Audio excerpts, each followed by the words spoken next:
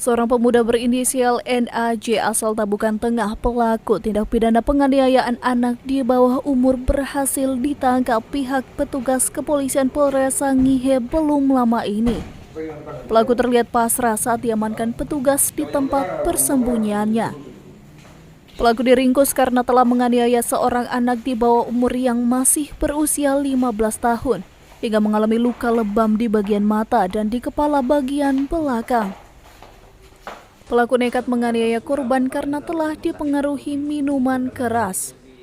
Berdasarkan keterangan pelaku saat diinterogasi petugas, pelaku merasa kesal karena telah dibohongi korban.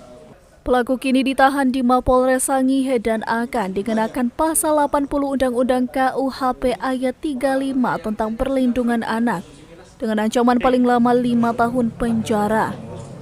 Polres Sangihe mengatensi kasus penganiayaan anak dan bertekad memberikan hukuman yang berat bagi pelaku penganiayaan anak.